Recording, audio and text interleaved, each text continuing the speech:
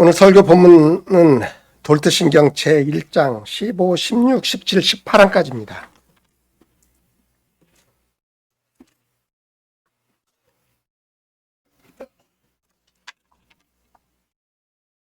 제15항 유기에 관한 언명. 성경은 이렇게 영원히 값없이 주신 은혜인 우리의 선택을 우리에게 설명하고 권고한다.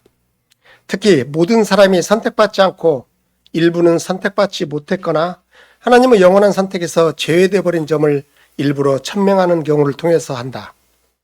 하나님의 지극히 자유롭고 의로우며 이로의 차착이 없는 불변하신 선하고 기쁘신 뜻으로부터 하나님께서는 자기 자신을 잘못으로 말미암아 스스로 보편적 비참에 빠져있는 자들을 버려두사 그들에게 구원받는 믿음과 회개의 은혜를 주지 않기로 작정하셨다.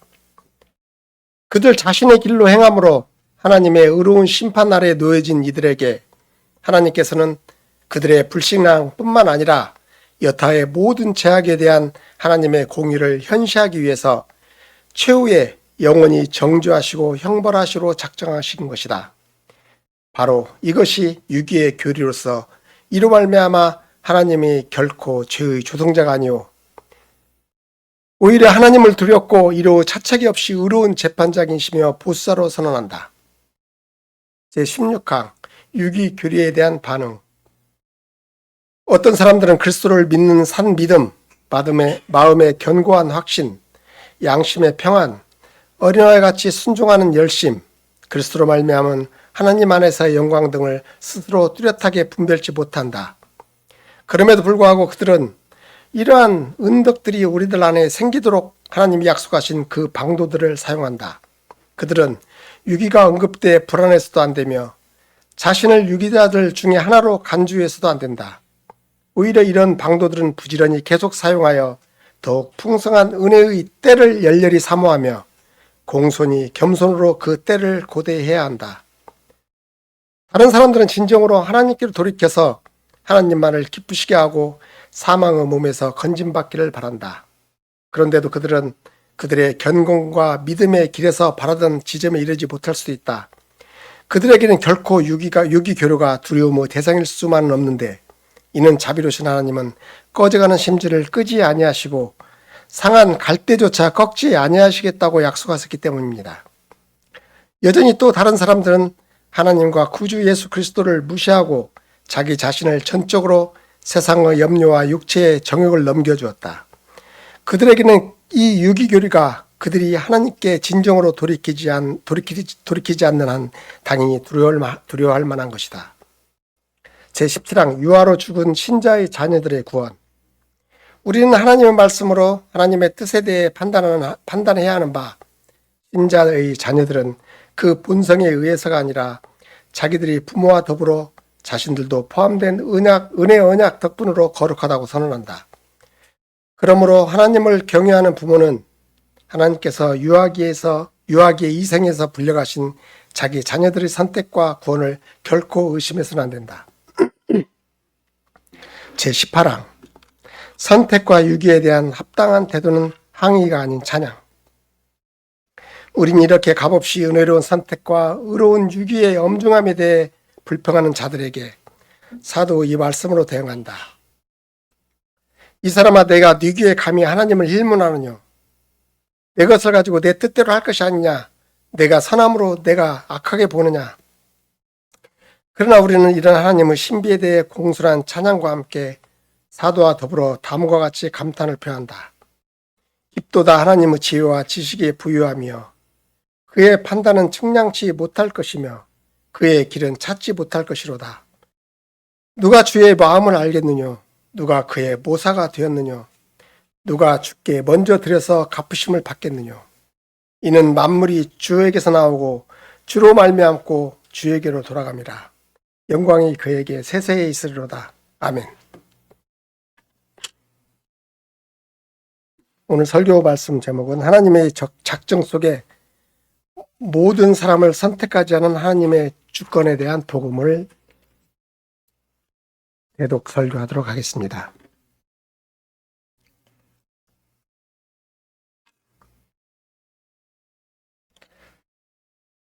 사랑하는 주 예수 그리스도 회중 여러분, 저희 교회에서 계속해서 돌투신경 설교를 연속하고 있습니다. 다른 사람들을 간과하시고 반면에 우리를 선택하신 하나님의 기적에 대해서 많이 강조하신 것 같습니다. 실제로 이런 일을 선택할 때마다 파생되는 결과로서 항상 나타나기도 합니다. 다시 말해서 우리가 선택한다는 사실은 그냥 다른 것을 그냥 지나친다는 의미도 속해 있습니다. 이 사실은 하나님의 선택 작정에도 적용되는 바입니다. 하나님께서 모든 사람을 선택하지 않으셨기에 선택하지 않은 다른 사람들을 지나치신 것입니다. 그러나 동시에 하나님의 선택 작정과 관련하여 차이가 있다는 것을 우리가 주목해야 합니다. 일부 사람이 선택되었고 그러하기에 함축적으로 다른 사람을 선택되지 않았기 때문에 이것이 그저 문제가 되는 것이 아닙니다. 성경을 펼칠 때 우리는 사람들 자신의 잘못으로 스스로 뛰어든 비참 속에서 다른 사람들을 내버려 두실 때에도 하나님 편에서 명확한 선택이 있었다는 사실을 배울 수 있어야 됩니다. 먼저 이런 말씀을 말라기 1장에서 한번 들어봅시다. 말라기 1장 2절에서부터 4절 말씀입니다. 여호와께서 이르시되 내가 너희를 사랑하였노라. 하나 너희는 이르기를 주께서 어떻게 우리를 사랑하셨나이까 하는도다. 나 여호와가 말하노라. 에서는 야곱의 형이 아니냐. 그러나 내가 야곱을 사랑하였고 에서는 미워하였으며 그의 산들을 황폐하게 하였고 그의 산업을 광야의 이리들에게 넘겼느니라. 에돔은 말하기를 우리가 무너짐을 당하였으니 황폐된 곳을 다시 쌓으리라 하거니와 나 만군의 여호와는 이르노라. 그들은 쌓을지라도 나는 헐리라. 사람들이 그들을 일컬어 악한 지역이라 할 것이요 여호와의 영원한 진노를 받은 백성이라 할 것이라. 이 말씀에서 내가 야곱을 사랑하였고 에서는 미워하였다. 하나님께서 리브가가 쌍둥이를 잉태하고 있을 때 말씀을 떠올리게 합니다. 여호와께서 리브가에게 이렇게 말씀하십니다.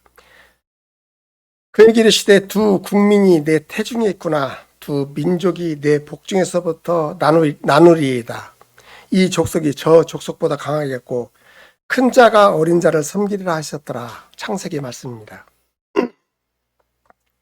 이 말씀에서 우리는 하나님의 선택하시는 사랑의 신비를 보게 됩니다. 다시 말해서 왜 야곱은 선택하고 에서는 선택하지 않으셨는지를 보게 됩니다. 말라기에서 이렇게 분명하게 하였습니다. 이 선택은 그들의 후손들을 위해서도 결말을 낳았습니다. 이스라엘을 향한 하나님의 사랑은 에돔에 대한 하나님의 진노의 어두운 배경에 대해서 환히 빛을 발휘합니다. 또 마태복음 11장을 한번 보겠습니다. 천지의 주제이신 아버지여 이것을 지혜롭고 슬기 있는 자들에게는 숨기시고 어린 아이들에게는 나타내심을 감사하나이다. 올수이다.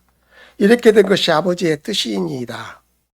하나님께서 어떤 얘기는 드러내시고 다른 이에게 감추신 것은 하나님의 선택과 유기라는 주권적인 작정에 의한 것입니다. 이 작정에 의해서 참으로 어떤 이는 선택되고 또 어떤 이는 유기가 된 것입니다. 오늘 돌투신경 설교는 선택받은 사람들 또 하나님의 선택 작정에 대해서 초점을 맞추고 있습니다. 그러나 돌투신경은 하나님의 유기 작정에 대해서 특별히 강조하고 있습니다. 이 조항에서 가르쳐진 내용은 자주 영원전 선택에 관한 개혁주의 교리를 풍자하여 왜곡하기에 이렇게 해놨습니다.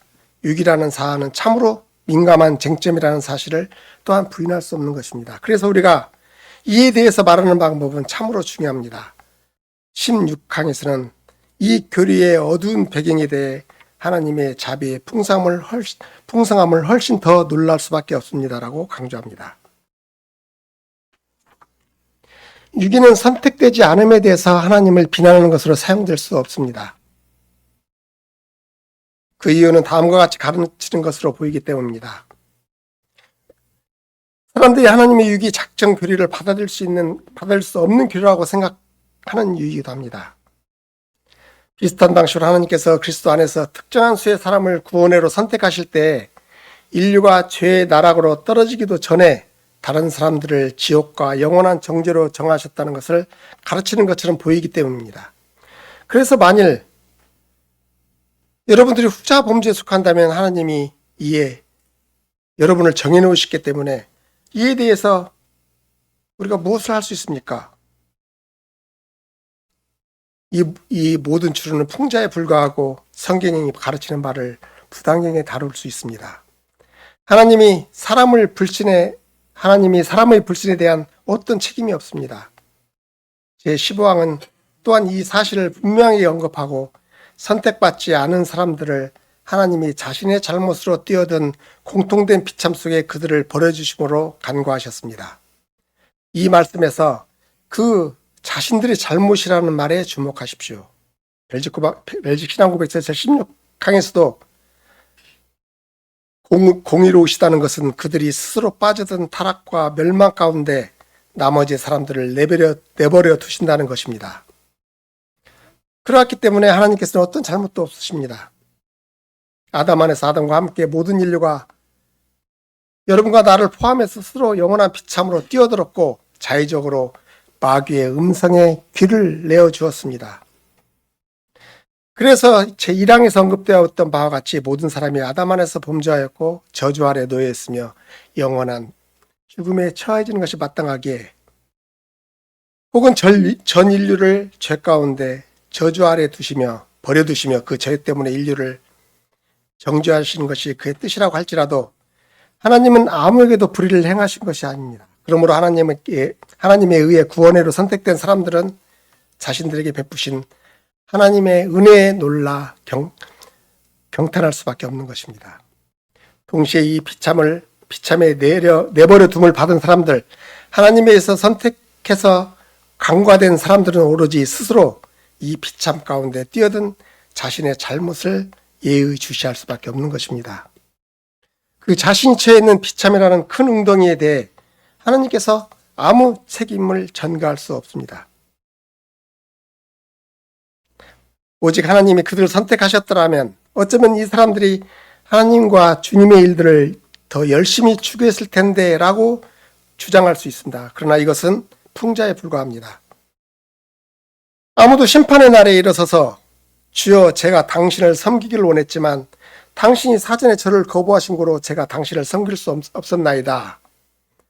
이렇게 말할 수 없습니다. 마태복음 23장 37절에서 예수님께서 자신을 믿지 않는 유대인들에게 이렇게 말씀하셨습니다. 예루살렘아 예루살렘아 선지자들을 죽이고 내게 파송된 자들을 돌로 치는 자여 암탉이 그 새끼들 날개 아래에 모음같이 내가 내 자녀를 모으려 한 일이 몇 번이더냐. 그러나 너희가 원하지 아니하였도다. 또 다른 말씀을 보겠습니다. 요한복음입니다. 너희가 성경에서 영생을 얻는 줄 생각하고 성경을 연구하거니와 이 성경이 곧 내게 대하여 증언하는 것이니라. 그러나 너희가 영생을 얻기 위하여 내게 오기를 원하지 아니하였도다. 어떤 사람들은 이것이 하나님이 이 현 시대에 자신의 작정을 인식하신 방법이라고 말할지도 모릅니다. 그러나 하나님이 이미 사전에 결정하신 바에 따라 모든 일이 일어났습니다. 그래서 여하간 하나님이 여전히 책임이 있으신데 그 이유는 야곱과 에서와 같이 그들이 태어나기도 전에 그들에 대해서 하나님이 결정하신 바의 결과로서 자원에서 에서가 경청하지 않았기 때문입니다. 이것은 여전히 영원전에 결정하신 바로 되돌아갑니다. 유기교리는 죄 가운데 타락을 전제한다고 말씀드려야 합니다. 유기자의 정죄는 그 자신들의 죄와 불신의 토대를 두었습니다. 이 사실을 로마서 9장 10절에서 13절에서 다시 확인해 보겠습니다. 로마서 9장 10절에서 13절입니다. 그뿐 아니라 또한 리브가가 우리 조상 이삭 한 사람으로 말미암아 임신하였는데 그 자신들이 아직 나지도 아니하고 무슨 선이나 악을 행하지도 아니한 때에 택하심을 따라 되는 하나님의 뜻이 행위로 말미암지 않고 오직 부르시는 이로 말미암아 서게 하려 하사 리브가에게 이르시되 큰 자가 어린 자를 섬기리라 하셨나니 기록된 바 내가 야곱은 사랑하고 에서는 미워하였다 하신 것 같으니라. 그럼에도 불구하고 돌트싱의 해설에서 이 사실을 이렇게 기록하고 있습니다. 누구든지 이 본문에서 하나님이 예서를 유기하실 때에 무고한 한 사람을 유기하셨다고 주장해서는 안 됩니다. 애곡과 에서 둘 다 잉태부터 원죄를 통해서 오는 죄책과 오염을 공유했다.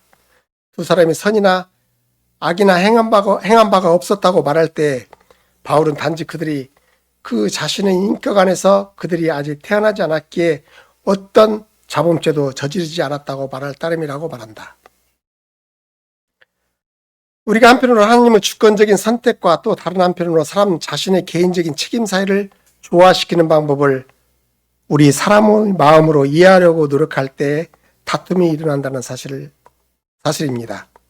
선택과 관련하여 우리는 하나님의 특정 수의 사람을 택하시는 하나님의 선택이 믿음과 순종의 토대를 두지 않고 오히려 열매로서 믿음과 순종을 산출했다고 고백합니다.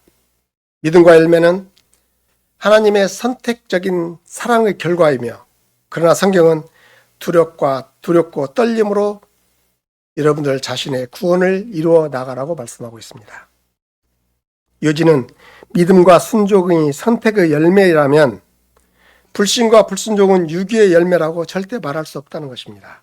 이건 추론에 불과한 엉터리입니다. 대신에 유기는 사람을 그 자신의 불순종과 불신에 내버려 둡니다. 그리고 이것은 하나님의 주권적인 작정과 일치하는 것입니다. 그러므로 하나님은 아무에게 구하는 믿음을 시해할 의무가 없는 것입니다. 이 말씀과 관련해 로마 바울 사도는 이렇게 기록하고 있습니다. 만일 하나님이 그의 진노를 보이시고 그의 능력을 알게 하고자 하사 멸하기로 준비된 진노의 그릇을 오래 참으심으로 관용하시고 또한 영광 받기로 예비하신 바 국률의 그릇에 대하여 그 영광의 풍성함을 알게 하고자 하실지라도 무슨 말을 하리요? 그 그릇은 우리인이 곧 유대인 중에서 뿐만 아니라 이방인 중에서도 부르신 자니라. 여기에 토기장의 심상을 만나게 됩니다. 토기장에는 같은 진흙덩이로부터 하나는 귀하게 쓸 것으로 하나는 천하게 쓸 것으로 만듭니다. 이렇게 하는 것은 토기장의 자유입니다.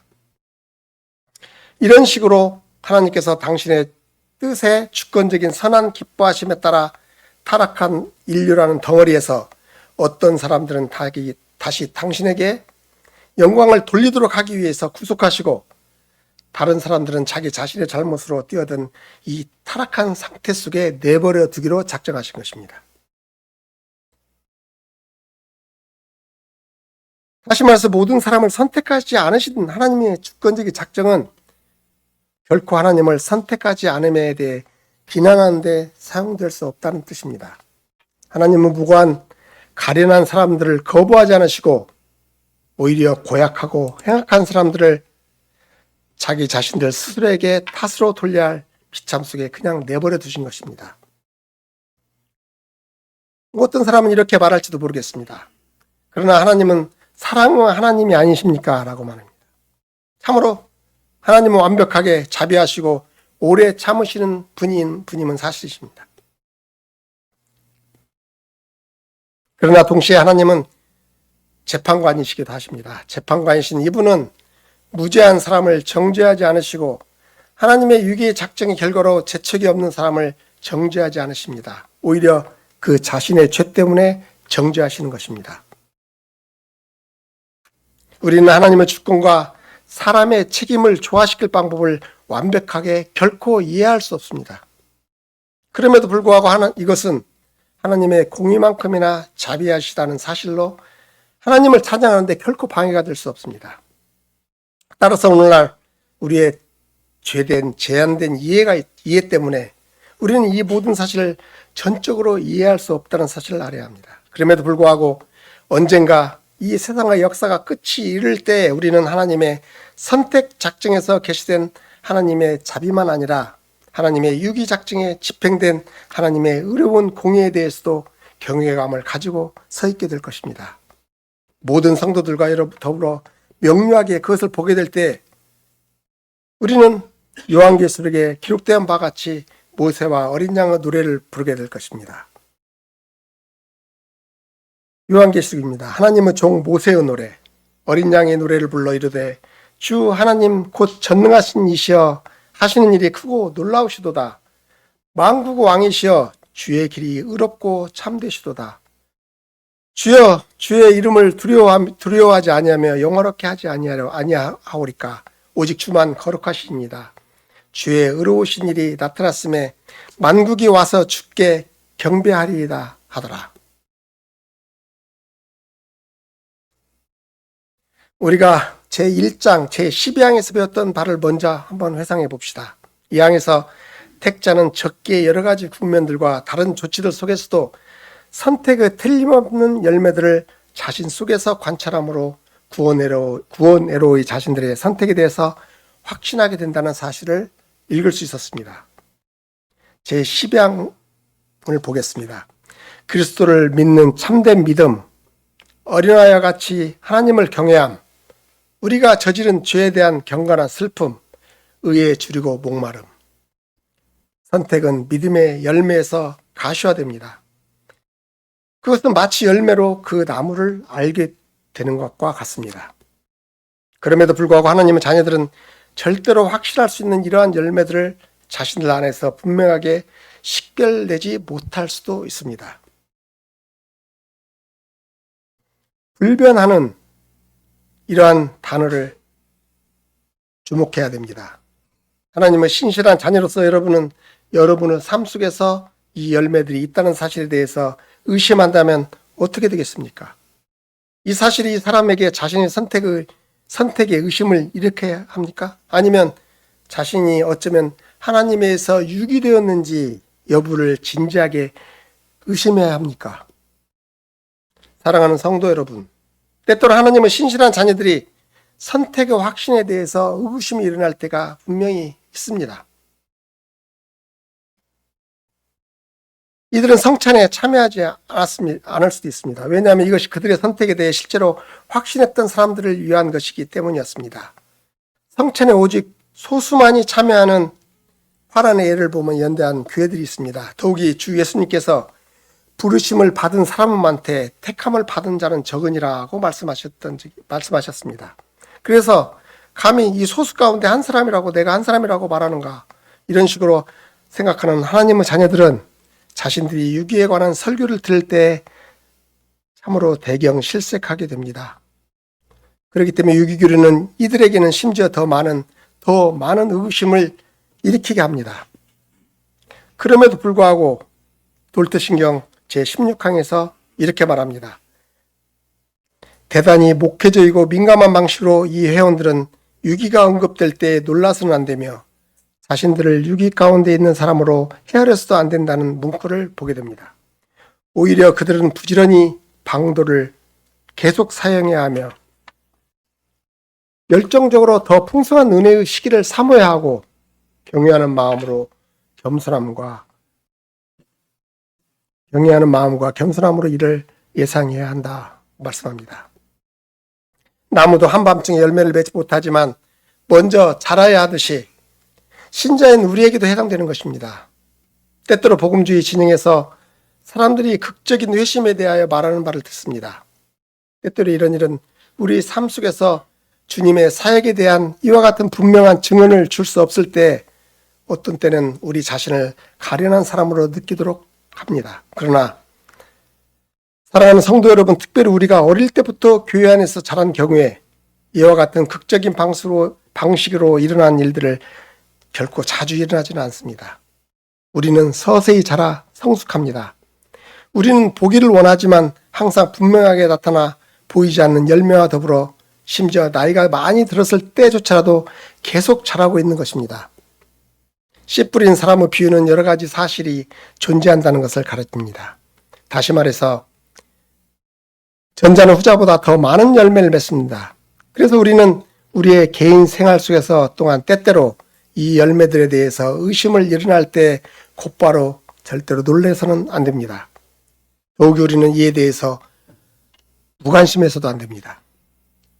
대신에 돌트신경이 말하는 바를 집중합시다. 교회에 신실하게 출석해서 하나님의 말씀을 공부함으로 여러분이 자라날 수 있도록 하는 방편들을 부지런하게 계속 사용해야 합니다. 나무가 열매를 맺기 위해서는 자양분이 꼭 필요합니다. 동일한 사실입니다. 신자들에게도 같이 적용되는 것입니다. 열매를 맺기 위해서 우리의 믿음은 계속 하나님이 공급하시는 방편들을 통해서 자양분들을 공급받아야만 합니다. 사도 바울이 빌립보서에서 이렇게 말씀하십니다. 너희 속에 착한 일을 시작하신 그분이 예수 그리스도 날에 이를 완전하게 하실 것이라. 열매를 신실하게 추구하는 사람들이 참으로 확신을 얻게 됩니다. 항상 이를 분명하게 볼 수 없어 의심이 일어나기 시작합니다. 그러나 놀라지 말아야 한다고 말합니다.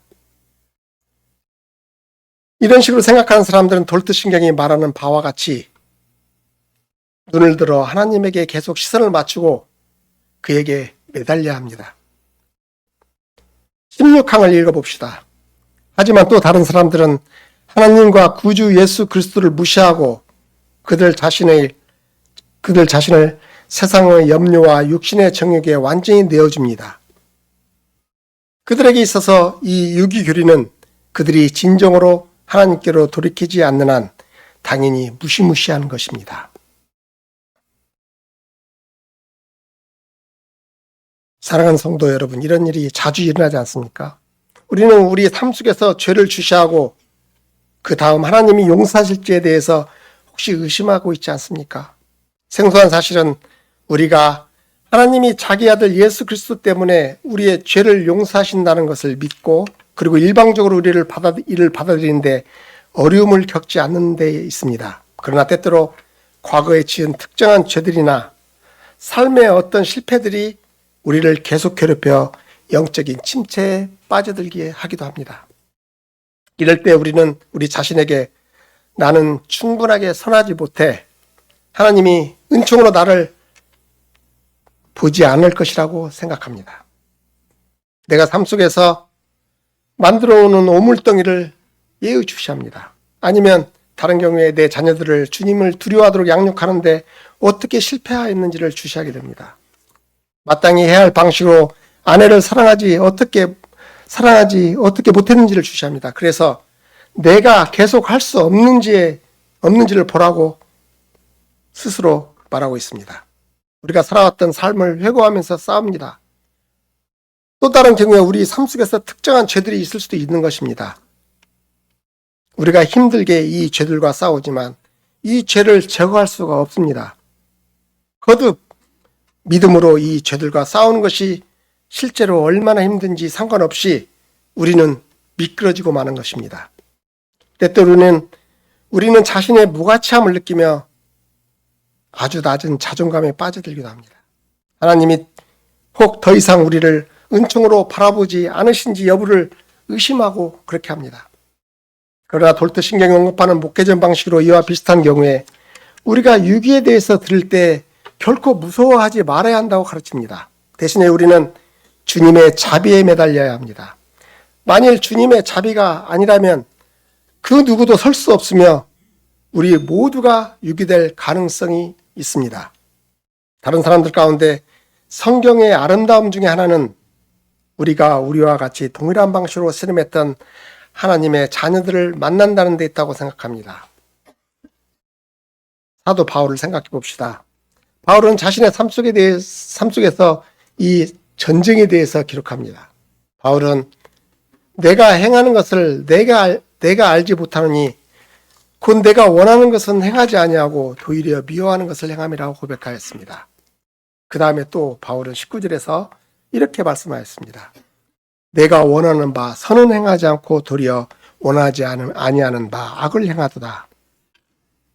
이와 같은 일들이 우리에게도 동일하게 일어나고 있지 않습니까? 우리가 실제로 우리의 삶 속에서 특정한 죄들과 싸우고자 합니다. 우리는 아침에 일어나 주님께 힘을 주십사 하고 기도를 하기도 합니다. 예를 들어서 우리가 반응할 때 화를 덜 내도록 오늘 하루도 좋지 않은 말을 사용하지 않도록 기도하기도 합니다. 때때로 얼마나를 지나지 않아 이런 일을 반복해서 일어나고 거듭 우리는 과도하게 반응하거나 사용해서는 안 될 단어를 사용해 버립니다. 여전히 전쟁은 계속됩니다. 그리고 때때로 우리는 참으로 우리가 미워하는 바로 그러한 일들을 행하기도 합니다. 그러나 또 다른 한편으로 바울이 로마서 7장에서 마무리하는 24절, 25절에 집중하십시오. 여기에서 바울은 오라 나는 곤고한 사람이로다. 이 사망의 몸에서 누가 나를 건져내라.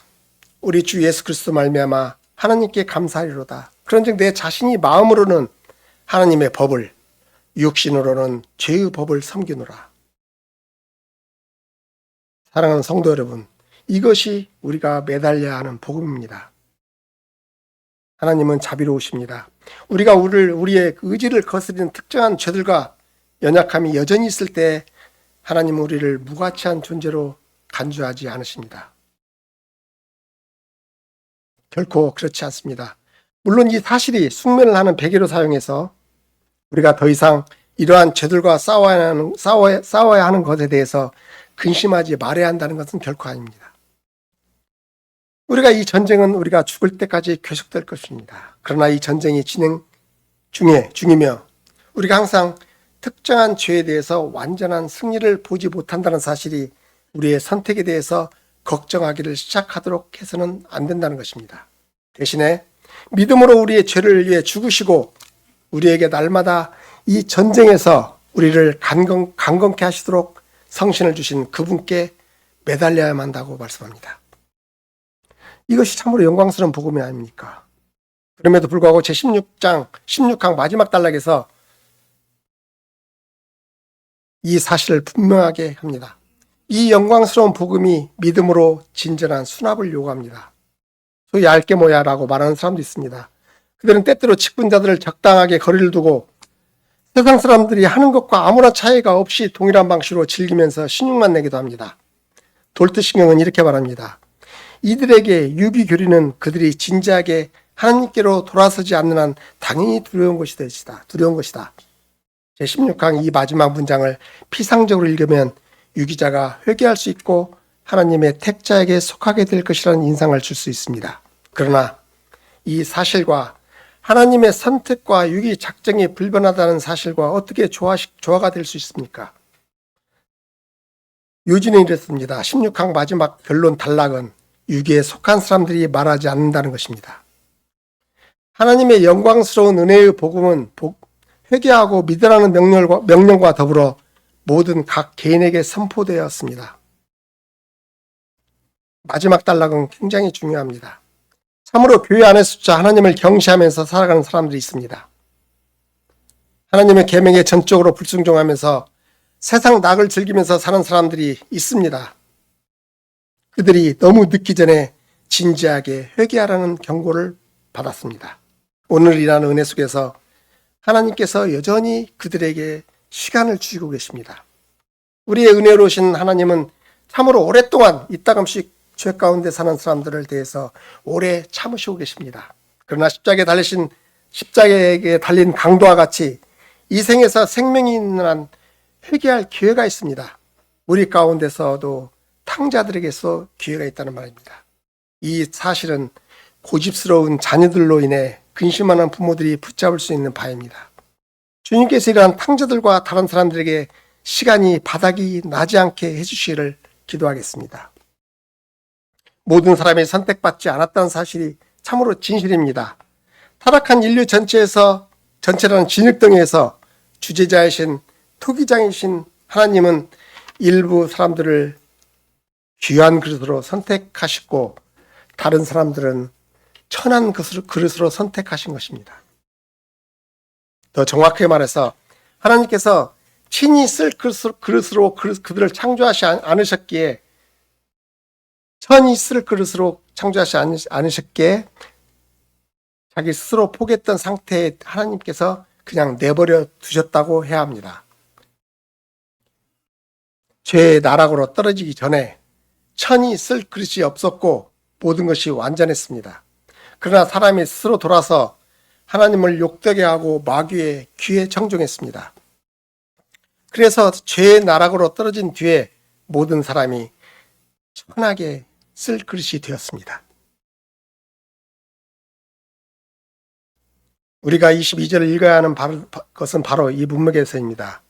22절은 하나님의 선택과 유기 작정에 대해서 말합니다. 독일한 인식으로 하나님의 작정은 영원 전에 죄의 나락으로 떨어짐을 전제하여 만들어진 것입니다. 그래서 유기 작정은 선택받지 않음에 대해서 하나님을 결코 비난하는 데 사용될 수 없는 것입니다. 우리에게 여전히 여러 가지 질문이 남아 있습니다. 그럼에도 불구하고 이 질문들의 답을 찾기 위해서 무분별한 방식으로 시도하지 않도록 합시다. 대신에 하나님의 주권을 찬송하도록 합시다. 그분은 당신의 모든 길 안에서 자비로우시고 공의로우십니다. 참으로 그의 모든 길에서 심지어 유기 작정에 대해서도 그러합니다. 인생의 더 큰 그림을 이해하는데 제한된 인생이 우리에게 더하여 이 이해는 죄로 인해서 더럽혀져 있는데 우리에게 항상 이 영역에서 질문이 남아 있습니다. 이러한 죄로 더럽힌 제한된 이해 때문에 우리는 유기에 대해 생각하는 것이 훨씬 힘들다는 사실을 알게 됩니다. 그럼에도 불구하고 적용됩니다. 언젠가 유기 교리도 하나님의 영광을 어떻게 이바지했는지를 이해하게 될 날이 있을 것입니다. 그렇기 때문에 유기교리도 선택 교리보다 참으로 중요한 사실을 알게 될 것입니다. 현재 우리는 하나님의 은혜로 우리가 자비의 그릇 속에 속해 있다는 사실로 경이로운 마음을 감탄할 수 있습니다. 유기자에 대한 하나님의 진노의 어두운 배경하에 우리는 이 자비가 참으로 더 크다는 것을 보게 됩니다. 하나님이 선택하시는 은혜의 복음은 믿는 부모 자녀들도 그리스도 안에서 선택되어 있기 때문에 그들의 죽음을 애곡하는 부모들에게 위로가 됩니다. 돌트신경 제1장 16항 말하는 이러한 회원들을 거명하는 것은 낙담하게 하라는 것이 아니라 날마다 하나님의 자비하심을 새롭게 하여 계속 매여 있도록 하기 위해서 쓰여져 있습니다. 왜냐하면 하나님께서 당신의 말씀 안에서 상한 갈대와 꺼져가는 심지를 결코 끄지도 아니하시겠다고 약속하셨기 때문입니다. 돌트신경 제1항 16항은 죄와 싸우는 하나님의 자녀들을 위해 목회적인 배려로 기록되었습니다. 이 동일한 목회적인 민감함을 제17항에서도 만납니다. 제17항은 신자들의 자녀들이 아주 어릴 적에 이 세상으로부터 부르심을 받은 자들이 죽음에 관해 슬픔과 고통 속에서 씨름하는 부모들을 위로하기 위해서 작성되었습니다.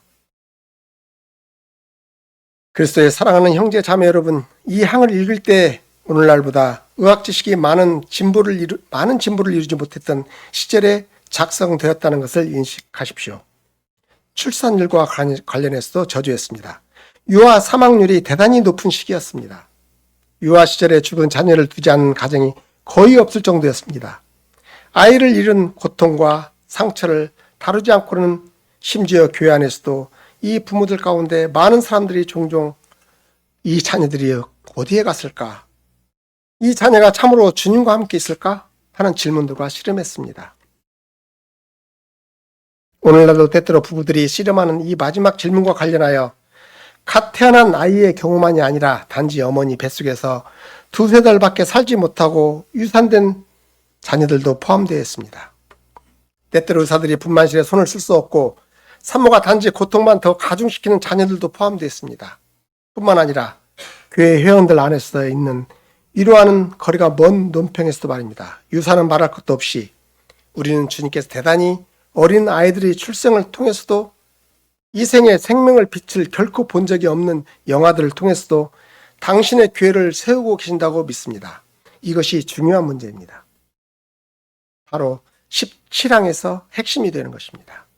유아들의 선택과 유기 교리를 부인했던 알미니안들이 가르쳤던 내용을 반대하는 제17항의 내용을 읽을 때 우리가 대단한 위로를 받습니다. 알미니안의 조건적인 선택을 가르쳤기 때문에, 즉 예정은 믿음이냐 불신이냐에 대해 조건적이라고 주장하기에 그들이 그렇게 가르쳐야만 했습니다. 그럼에도 불구하고 유아들은 믿음이나 불신으로 복음에 반응할 수 있는 나이에 이르지 못했습니다. 그들은 예정에 대해 어떤 것도 이행할 수 없었습니다. 그래서 유아들은 택함을 받든 아니면 유기가 되었든 어느 것도 가능하지 않습니다. 결국 이 가르침 전체가 많은 부모들을 미궁에 빠지도록 했습니다. 알미니안들의 이 가르침은 슬픔에 빠졌을 때 참된 이유를 결코 줄 수가 없었습니다. 그러면 우리의 돌트시 선조들은 제17장을 작성하게 했던 것이 바로 이러한 배경이었습니다. 사랑하는 성도 여러분, 만일 우리가 교회 유아들, 즉 지금 집에 있는 어린아이든 아니면 요람에 있는 자녀든 이들의 구원에 대해서 아무 할 말도 없다는 이 사실이 참으로 진실이었다면 주님께서 아주 어릴 적 이 생에서 그들을 불러가실 때 어느 쪽으로든 참된 이유가 없을 것입니다. 만일 우리가 참으로 자녀들의 구원에 대해서 아무 할 말도 없다면 왜 이 어린 자녀들에게 세례를 받게 하겠습니까? 따라서 그들의 세례는 아무런 의미가 없게 되는 것이 아닙니까? 그런데 오늘 제17장에서 무엇을 말하고 있습니까? 하나님의 정확무오한 말씀을 토대로 해서 우리는 신자의 자녀들이 거룩하지만 본성상 은혜 언약 덕분으로 그들이 부모와 함께 포함되어 있음을 믿습니다. 그들은 거룩합니다. 다시 말해서 하나님께서 친히 구별하신 것입니다. 그래서 불신자들의 자녀들과는 구별됩니다. 이 사실을 하이델베르크 교리문답 제74문답 답변에서 분명하게 말씀합니다. 돌트신경 제1항 제17항에서 우린 하나님의 이 모든 말씀으로부터 결론을 내립니다. 그래서 이것이 우리가 우리의 자녀들의 구원에 관해 생각하는 바가 아닙니다. 그러나 하나님께서 친히 그가 우리에게 맡기신 어린 자녀들에 대해서 말하는 것입니다. 어린 자녀들과 관련하여서도 신자의 자녀들과 불신자의 자녀들 사이에 차이가 있습니다. 세례 예식서를 보겠습니다. 심지어 믿는 사람들과 관련하여서도 다음과 같은 사실을 읽을 수 있습니다. 우리와 우리 자녀들은 죄악 가운데 잉태되고 출생되었으므로 본질상 진노의 자녀들입니다. 그래서 거듭나지 않으면 하나님 나라에 들어갈 수 없습니다.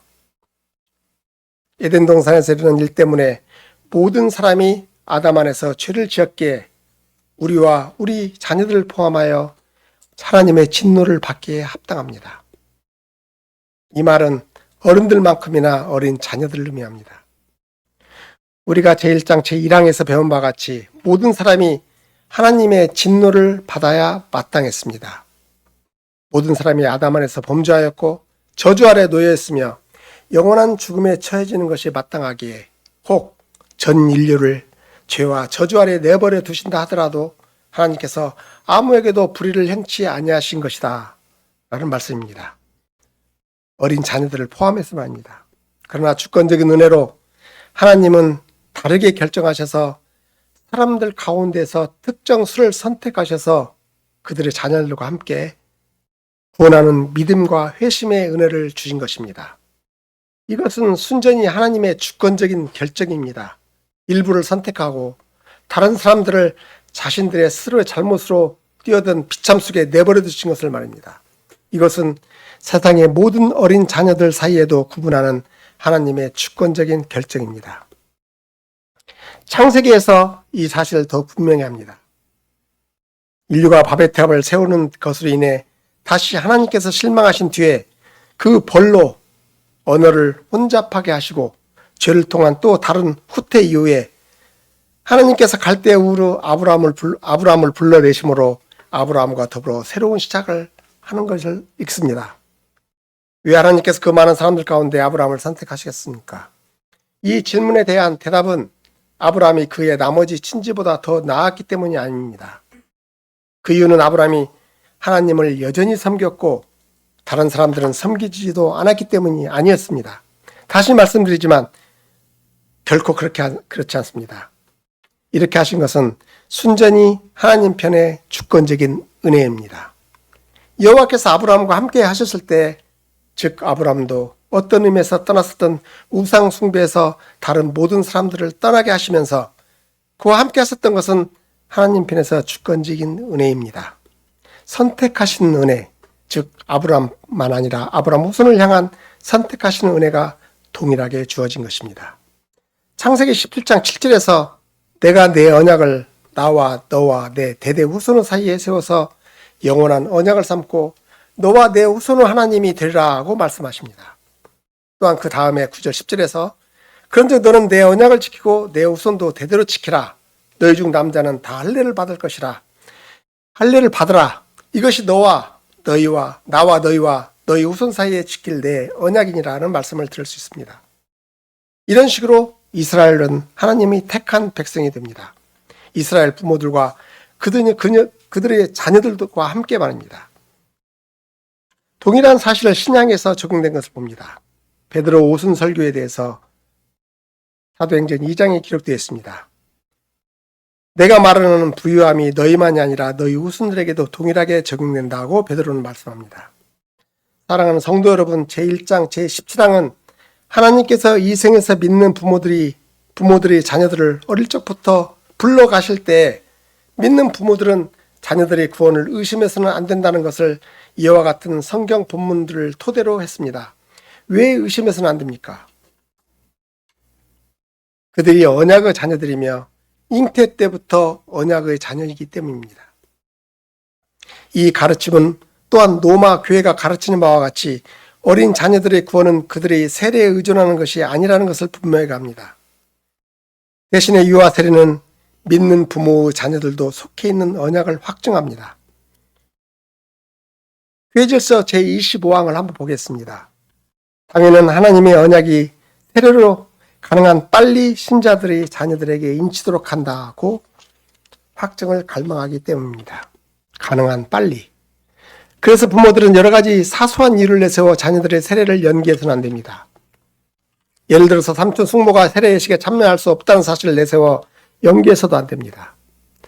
교회 질서 이 조항이 거기에 이미 있는 어떤 것을 인침해서 말하는 사실을 강조하기 위해서 우리의 어린 자녀들은 잉태 즉시로 언약의 자녀이기 때문입니다. 예수가 내 삶의 구세주라고 고백하는 부모들은 이 고백으로 자신들과 더불어 자기 자녀들도 동반합니다. 그래서 이 어린 자녀들과 관련하여 가장 중요한 측면은 그들이 죽기 전에 세례를 받았는지 여부가 아닙니다. 그들이 부모들이 성신의 새롭게 하신 능력으로 그리스도 안에서 그들의 피난처를 찾고 자신들과 자신들의 자녀들을 향한 그들의 피난처로 삼느냐 말입니다. 이 자녀들은 잉태 즉시 하나님께서 그들을 부모로 선택하신 이유로 동일한 선택하는 은혜에 참여했다라고 적고 있습니다. 하나님께서 단지 개인들을 선택하는 것이 아니라 자녀들을 포함해서 한 무리를 선택하시는 사랑, 그것은 잉태 그 즉시로부터입니다. 자녀들이 유아시절에 죽을 때, 심지어 태어나기도 전에 죽을 때 조숙한 상태에서나 아니면 의사들이 유산이라고 부르는 상태에서 어머니 뱃속에 있었던 자녀들이 죽었을 때나 분만실에서 아무런 존중을 하지 않은 채로 아주 작은 태아가 죽었을 때 이러한 태아에 의해서도 그리스도께서 자기 교회를 건설하신다는 사실은 부모들에게 참으로 큰 위로가 아닐 수 없습니다.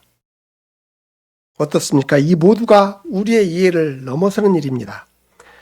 그럼에도 불구하고 이것은 사실입니다. 어쩌면 우리는 어떤 부부들이 이와 같은 힘든 일을 겪을 때 이에 대해서 좀 더 많이 생각해야 합니다. 유산은 일어나지 말아야 할 일이 일어난 것이라고 말하지 않도록 조심해야 합니다. 어디에선가 유산을 겪었던 사람들은 종종 몇 년이 지난 후에도 자신들의 아이에 대해서 생각하고 그 아이에게 이름을 지어주고 그들의 생일일 것이라고 추측되는 날을 기념하고 그들이 잘하고 있다고 생각하는 것은 별난 일이 아니다라는 말을 읽었습니다. 이런 일을 겪어보지 못한 사람들은 그 일이 왠지 생소하게 보일지도 모르겠습니다. 그러나 이것은 사실입니다.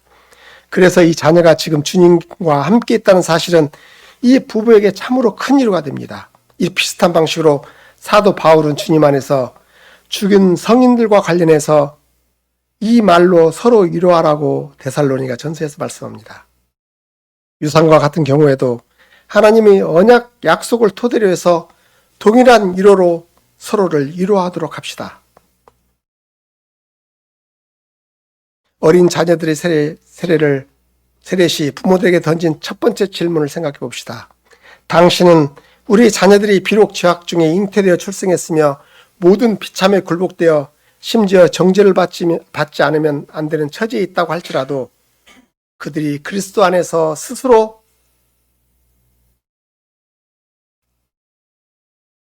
그리스도 안에서 성결하게 되며 따라서 그리스도의 교회 회원으로서 세례를 받아야 한다고 믿습니까? 입니다. 이 질문은 교회가 제1장 제17항에서 고백했던 바로 출현합니다.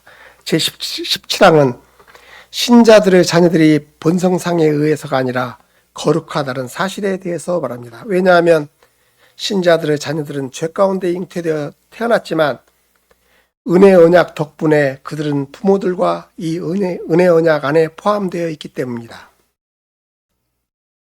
오늘 설교 말씀을 들은 뒤에 나는 이 모든 사실을 믿는다. 그러나 불신자들의 자녀, 특별히 불신자들 가운데 자녀들 가운데 영아, 아무런 죄도 짓지 않은 무고한 아이가 만일 유아실에 죽어 지옥에 간다면 믿게 될 어떤 기회를 얻지 못하지 않는가라고 생각하는 회원들도 있을 수 있습니다.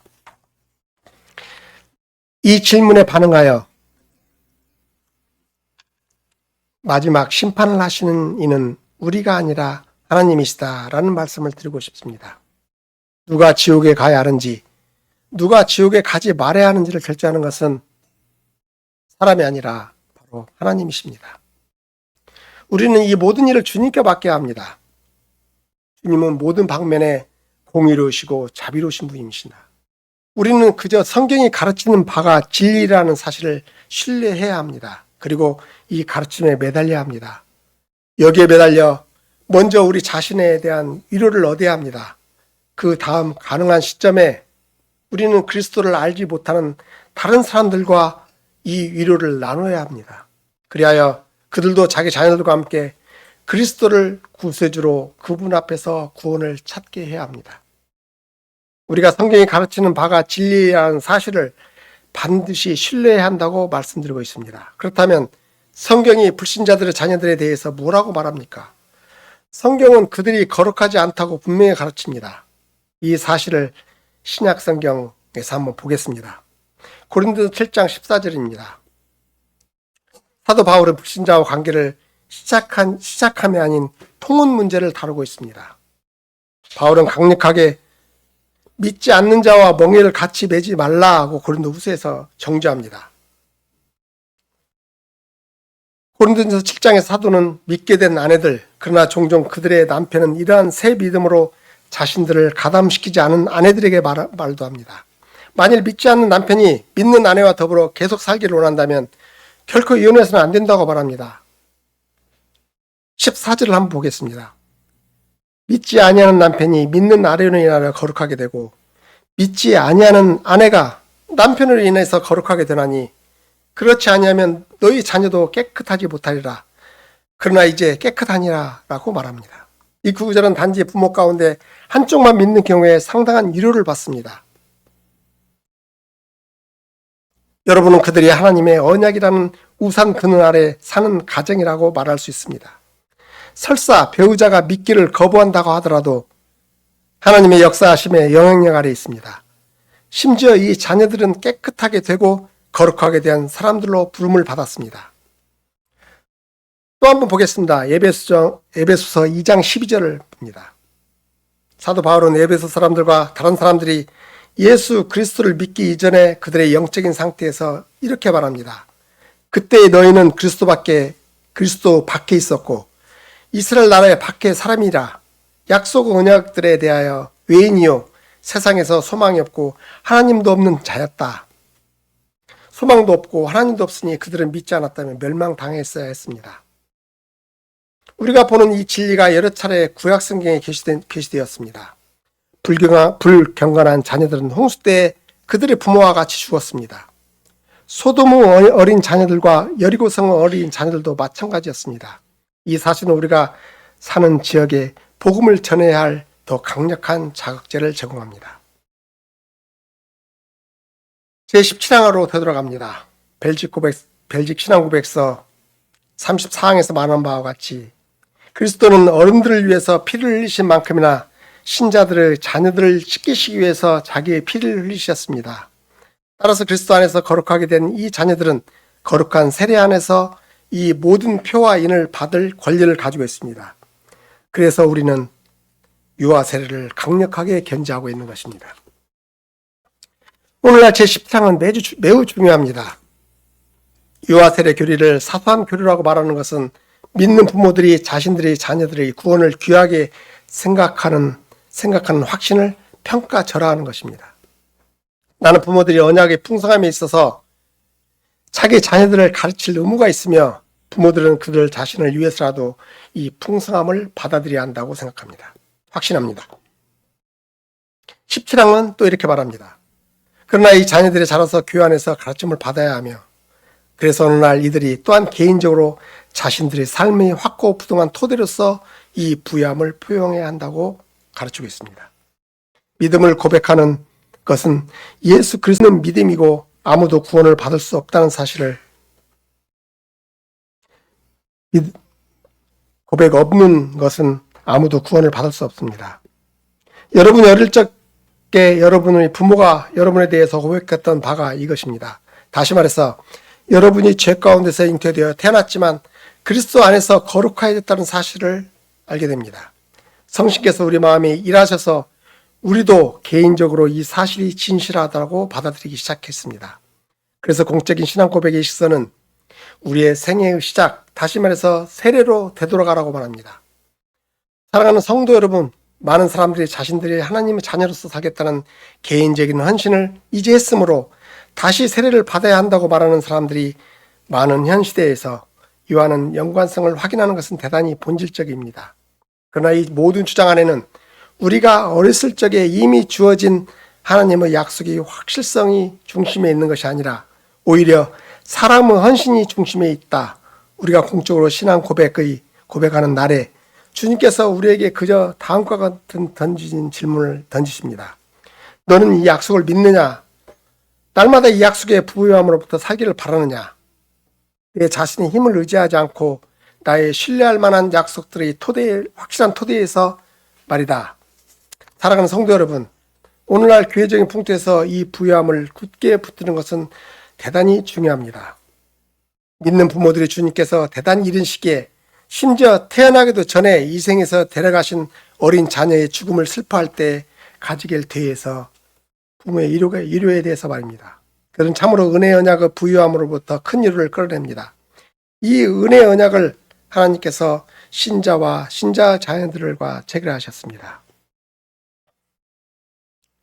이렇게 말씀하십니다. 그러므로 하나님을 두려워하는 부모들은 하나님의 유아 시절에 이 생에서 불려가신 자신들의 자녀들의 선택과 구원을 의심해서는 안 된다.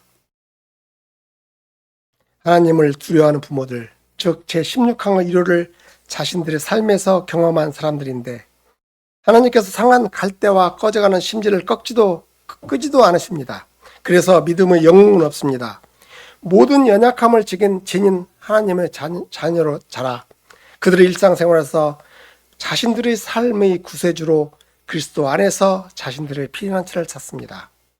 하나님의 은혜에 매달리는 부모들은 그들이 날마다 그리스도의 피를 필요로 한다는 사실을 압니다. 이 부모들은 여러분이 구원을 받기 위해서 그리스도를 믿는 믿음이 필요한 사실도 압니다. 그러나 워낙 어려서 아직 이런 상태에 이르지 않는 어린 자녀들은 어떻습니까? 이러한 자녀들의 구원에 대해서 의심할 이유는 없습니까? 그렇습니다. 결코 없습니다. 왜냐하면 하나님께서 부모에게 주신 약속이 있기 때문입니다. 하나님께서 자녀들을 주셨고 어머니 뱃속에서 단지 2-3 달밖에 자라지 못한 후손에게 대해서도 은혜를 주셨습니다. 이후에 하나님께서 친히 이를 취하셔서 이들을 새 예루살렘에 거하게 하실 것입니다. 우리의 날을 정하신 이는 하나님이십니다. 겨우 6주에서 8주만 어머니 뱃속에 있다가 이 생에서 부르심을 받았다고 하더라도 말입니다. 때로는 지상에서 2-3년밖에 살지 못했다고 해도 마찬가지입니다. 그럼에도 불구하고 믿음으로 우리는 이런 식으로 그리스도께서 자기 교회를 모신다는 위로를 받습니다. 우리에게는 도저히 이해하기 불가능하지만 때때로 많은 질문을 남겨두기도 하지만 특별히 때때로 연속적으로 몇 차례 유산으로 싸워오는 부모들에게서 위로를 받습니다. 우리는 다투면서 오 주님 왜 또 유산입니까? 왜 제가 사산해야 합니까? 왜 제 아이가 돌연사해야 합니까? 5살밖에 되지 않았습니다. 이런 치명적인 상황을 왜 당해야 합니까? 라는 질문과 싸울 수 있습니다. 우리는 싸웁니다. 그러나 위로가 없습니다. 그러나 하나님은 신실하기 때문에 위로를 찾습니다. 우리가 상처를 입고 많은 눈물을 흘린다 하더라도 우리는 이 신실하심에 매달려야 합니다. 우리는 눈물을 흘립니다. 그러나 우리의 눈물이 모든 위로 하나님으로 바뀔 것입니다. 모든 위로 하나님으로 바뀔 것입니다. 그분은 자기 아들을 우리의 죽은 어린 자녀를 위해서도 희생 제물이 되도록 주셨습니다. 따라서 이와 같은 곡을 들었을 때 주님 안에서 우리는 안식을 발견할 수 있습니다. 그분은 자기를 두려워하는 모든 사람들이 보증이 되십니다. 세대가 가고 또 다른 세대가 올 것이다. 그러나 하나님의 자비로 우리는 실려가리라. 우리는 하나님의 언약의 약속의 확고한 토대 위에 서리라. 사랑하는 성도 여러분, 하나님을 두려워하는 부모들은 하나님께서 어릴 적에 이 생에서 불려가신 자기 자녀들의 선택과 구원을 의심해서는 안 될 이유가 있습니다. 왜냐하면 하나님을 두려워하는 부모들은 하나님의 확고한 약속에 매달리기 때문입니다. 이 약속이 이들에게 우리의 자녀가 주님과 더불어 거하고 있다고 말하기 때문입니다. 참으로 의심할 여지가 없이 이 자녀들이 주님과 함께 있습니다. 예와 아멘이기 때문입니다. 사랑하는 성도 여러분, 이러한 일은 참으로 우리에게 큰 복음입니다. 주님께서 날마다 이 부유함으로부터 살도록 우리를 도우시기를 기도합니다. 따라서 우리는 항상 참된 위로를 얻을 것입니다. 아멘.